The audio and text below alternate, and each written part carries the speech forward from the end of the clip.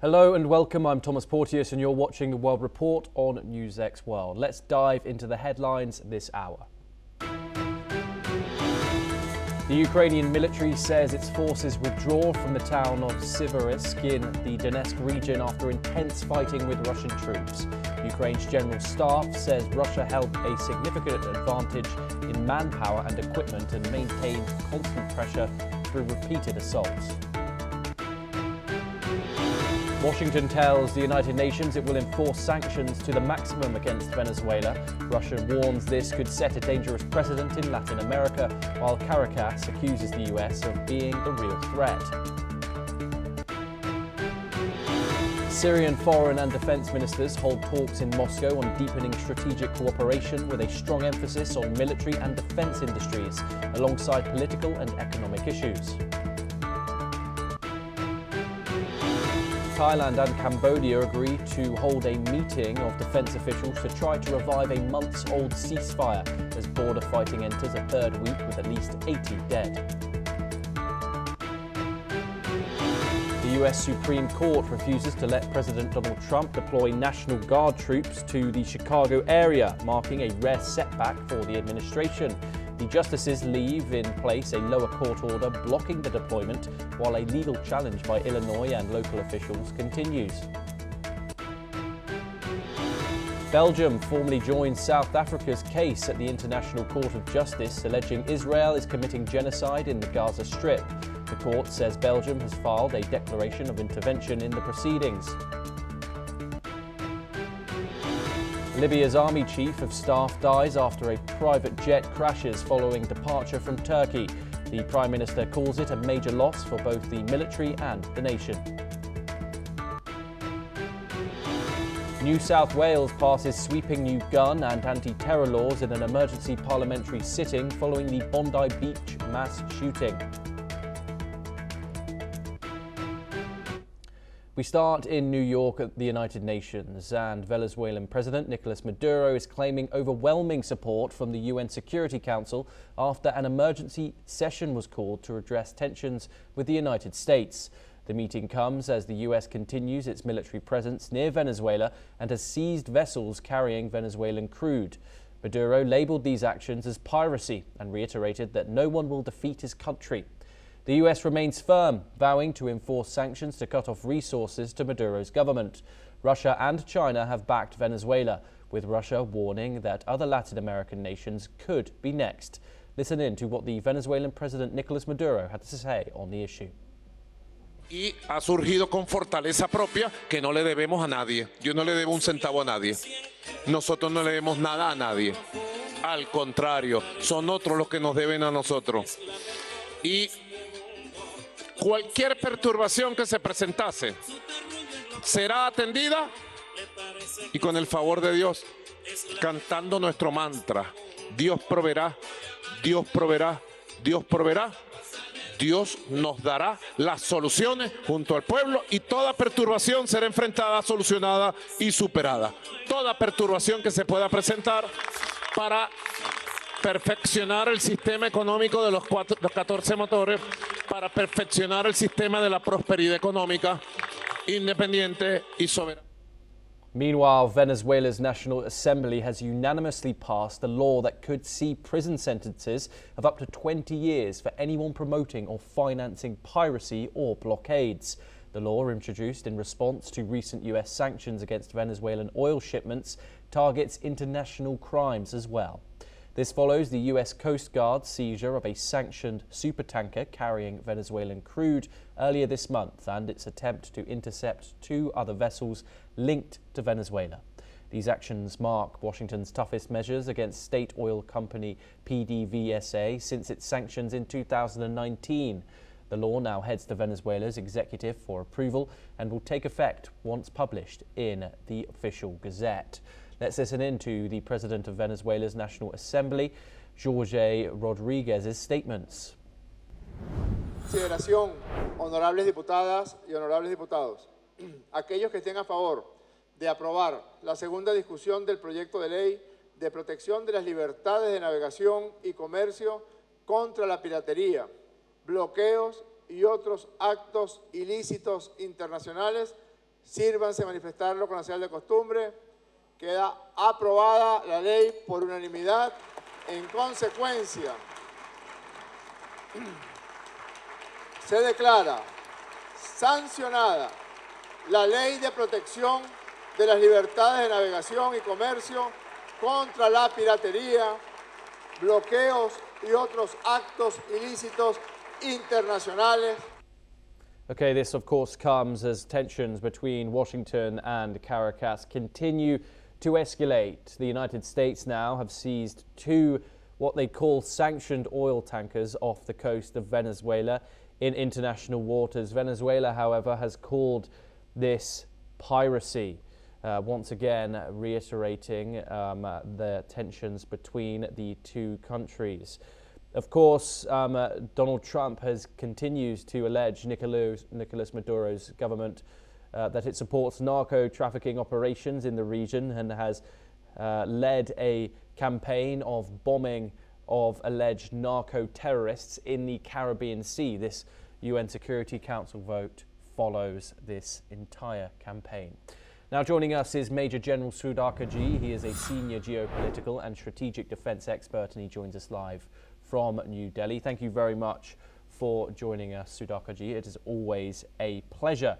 Let's start off with the UNSC meeting that has happened within the past 24 hours.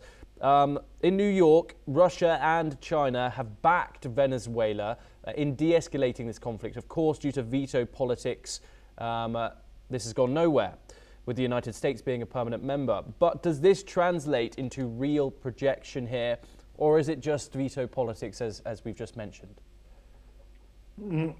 Thomas, good morning. Thank you for getting me for this very important show. This is, I would say, this is going to be a very significant turnaround of 21st century, can be called as a very important milestone. When I'm saying this, it is annotated with strategic rivalry at its peak. When I say this, the Monroe Doctrine and the doctrine of Russia, unknown doctrine of Russia, they will be clashing against each other. The behind the scene, what is happening is very, very important to be understood. While we do know that USA forces have already isolated Venezuela from Caribbean, and the CIA elements are already operating in the Caracas, and their aim and one of the objective is to carry out regime change, but the deeper and the long-term objective is to acquire their dominance on the oil minefields or oil fields of Venezuela. So be that as it may, let me also share with your viewers that the Russian presence, as we are talking today, the oceanic, these are hypersonic missiles which move at a speed of 11 Mach. They are already deployed on the soil of Venezuela. And as per the open source kind of collation I have done till now in past 2 to 3 days, there are Russian fleets which are moving close to the Caribbean Sea along the coast of Venezuela. If this is true, particularly if the naval destroyer of Russian Navy is close to the Venezuela coast, it is going to actually manifest into a very dangerous flare-up. Therefore, we must guard against it. To answer your question in specific, I think it much more beyond than the rhetorics. The China and Russia coming together with total, I would say, consensus and support in favor of Venezuela, and United Nations Security Council would do well to preempt any kind of flare-up between America and all the allied members of Russia, China, maybe Iran in times ahead, maybe North Korea, along with Venezuela. It's a very dangerous flashpoint which may turn out into very, very conflicting and unmanageable in times ahead. Yes, and Maduro calls these seizures of these two major tankers that have been seized by the United States piracy. He's accused the United States of extortion. Under international maritime law, do you think those actions meet that definition, or is this just political theatre with no real legal fruition going to come about? It's all game of dominance, Thomas. I'm afraid I must call it out. There is no international law like this to hijack a ship or a vessel of a neighboring country or a tanker the way US is doing. This definitely it is flexing a muscle, trying to assert their authority and supremacy and dominance and put pressure on Venezuela so that Venezuela succumbs to pressure at the earliest.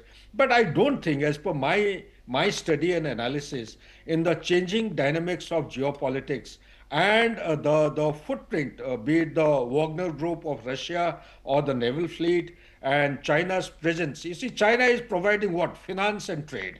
Similarly, North Korea is providing technology, of missile technology. Russia is providing technology and minerals. Likewise, Russia also is extending the military might. So Venezuela is absolutely in a ticky-boo situation. Therefore, there will be no fears as far as Maduro is concerned. And such practices of, seizing the tankers of the neighboring countries, of oil tankers or the vessels, unilaterally without following the laws of the sea and the laws of the land and the international rules which are applicable to UNICLAUS, United Nations Convention of Sea Laws and Conventions, 1982. I don't think I have read the UNCLOS 82 in detail. Yes. I don't think such practices are actually covered in that. These are absolutely blatant defiance of international rule. This must be objected to and called out by one and all. Back to you, Thomas. Yes, Major General Sudhakar, thank you very much for joining us. As always, it is a pleasure. We now move over to the United States for our next story, and the US Supreme Court has refused to let US President Donald Trump send National Guard troops to the Chicago area as the Republican president expands the use of the military for domestic purposes in a growing number of Democratic-led jurisdictions. The justices let stand for now a judge's order blocking the deployment of hundreds of National Guard troops in a legal challenge brought by Illinois officials and local leaders. The US Justice Department had sought to allow the deployment while the case proceeds. The order states that the president's authority to take federal control of National Guard troops likely only applies in exceptional circumstances. Following this, the White House spokeswoman Abigail Jackson said in a statement that Trump promised the American people he would work tirelessly to enforce the immigration laws and protect federal personnel from rioters, and that, quote unquote, nothing in the ruling detracts from the core agenda. Meanwhile, Illinois Governor J.B. Pritzker called the ruling an important step in curbing the Trump administration's consistent abuse of power and slowing Trump's march towards authoritarianism. Trump ordered troops to Chicago, the third largest U.S. city, and to Portland, Oregon, following his earlier deployments to Los Angeles, Memphis, and Washington, D.C. Okay, this of course follows Donald Trump's staunch immigration policy, where he has deployed National Guard troops to many Democratic-led cities. Of course, Los Angeles was the start, then it led to the U.S. capital of Washington, D.C., and Memphis and that of other cities have followed. Of course, this marks a rare loss at the U.S. courts for the Trump administration. The Supreme Court is a conservative leading institution now that Donald Trump has appointed several judges, which of course serve for life on the court, the highest court in the American land. And Donald Trump has had his claim and want for National Guard troops on the streets of Chicago rejected. Donald Trump's military use in Democratic areas has been assailed as power abuse during this campaign, and the judges have questioned the administration's portrayal of the protests going on currently in Chicago as violent. And Illinois and Chicago, of course, argue that these protests are indeed peaceful. And this marks a rare High Court decision defeat for the Trump administration. The justices have let stand for now judge's order blocking the deployment of hundreds of National Guard troops in a legal challenge brought by Illinois officials and local leaders. The crime rate in Chicago has, in fact, in many major crime categories, has been falling. although pockets, of course, still do exist in areas of the city. 28% of a crime rate, the crime rate has fallen by 28% in 2025, which is the lowest homicide count in the third largest city in the United States in a decade. Of course, we'll continue to bring you all the developments in regards to this story, a possible and inevitable Donald Trump response to this decision by the United States Supreme Court.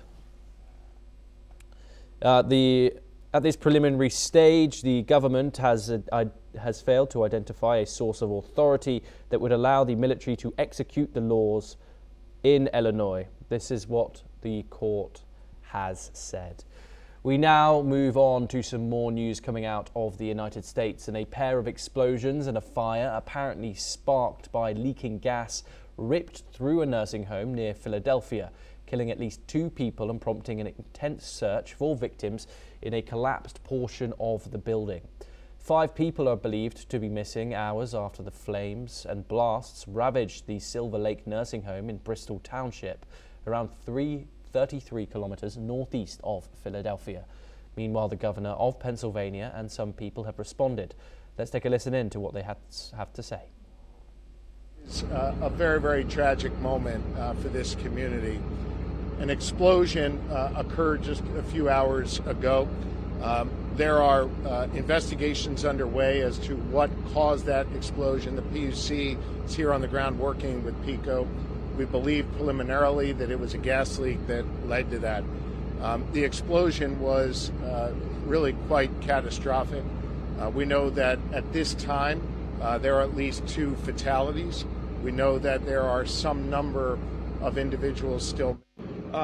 When we entered the collapse zone, we did rescue 2 people from the actual collapsed structure in the basement.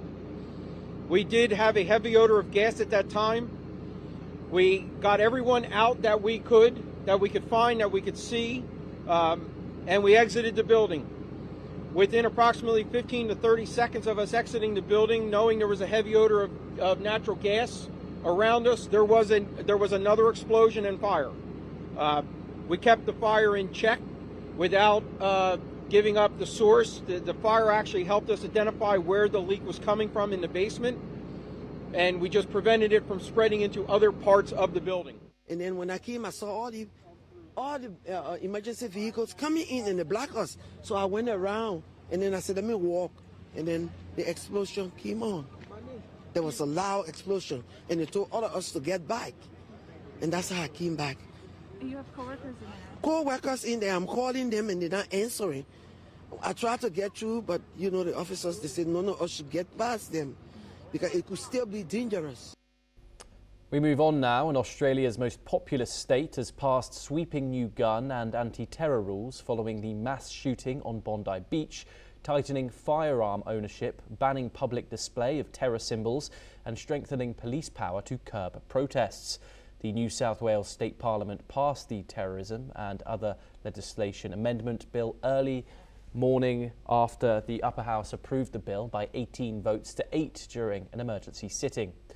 Premier Chris Minns has said that not all residents of New South Wales would support the tough reforms, but his government was doing everything possible to keep people safe in the wake of the December the 14th shooting that claimed 15 lives and left dozens wounded. Under the new gun laws, which Minns described as the toughest in Australia, individual licences will be capped at 4, while farmers will be permitted to own up to 10 guns. While gun club membership will also be mandatory for all licensed firearm holders. Police will be granted more powers to impose restrictions on protests for up to 3 months after a declared terror attack. Under the law, public display of flags and symbols of prohibited militant organisations such as Islamic State, Hamas or Hezbollah have been outlawed, and offenders will be jailed for up to 2 years or fined $22,000. Let's in fact listen in to the New South Wales Premier. This is the first tranche, but an important tranche of reforms in this state in relation to protest legislation, extreme hate symbols in our community, and also the toughest gun restrictions of any jurisdiction in the country. I want to make it clear that this isn't the end of change. Sydney and New South Wales has changed forever as a result of that terrorist activity last Sunday. And we know it's our responsibility to do everything we can to keep the people of New South Wales safe, and that means further change in the new year. We've given a commitment to that.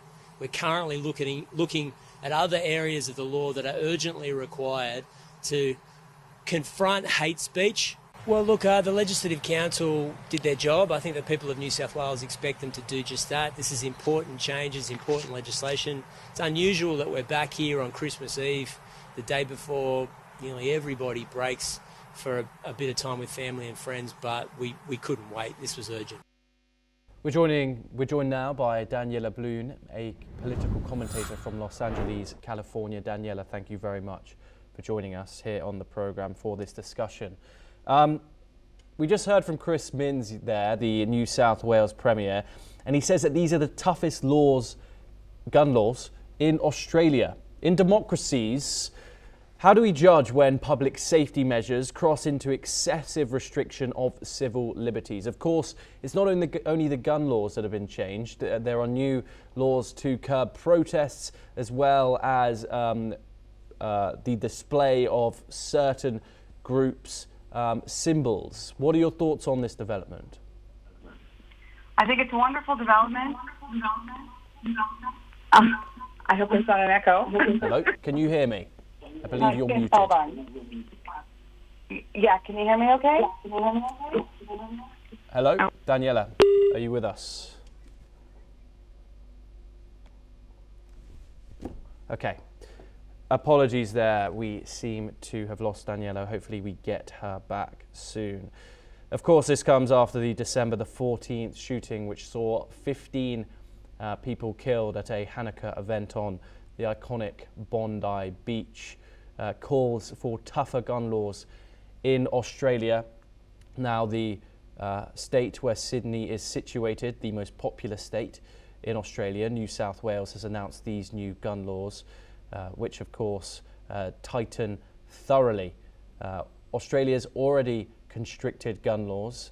Of course, many restrictions being brought in, not just to tighten guns, but of course to curb protests, and one is prevented now from showing any sign or affinity towards a terrorist group in the country. Critics say that this might prohibit free speech in Australia, but of course we'll continue to cover everything as soon as we get it here. Okay, we're going to move on now. Apologies there. Now, the battle for Warner Brothers Discovery intensifies as prominent shareholders Harris Oakmark rejects Paramount Skydance's latest $108.4 billion bid. Oakmark, Warner Brothers' largest shareholder, says the offer isn't enough and wants a better deal from the Ellison family-controlled Paramount. Paramount has sweetened its offer by securing $40.4 billion of financing, but still hasn't raised its $38 share bid. Warner Brothers board recommends accepting Netflix's cash offer instead, citing its stronger financing. Investors now have until January the 21st to make their decision, with some preferring Paramount's offer for its potential regulatory approval. The bidding war highlights the value of Warner's prized media assets, including HBO Max and the Harry Potter franchise.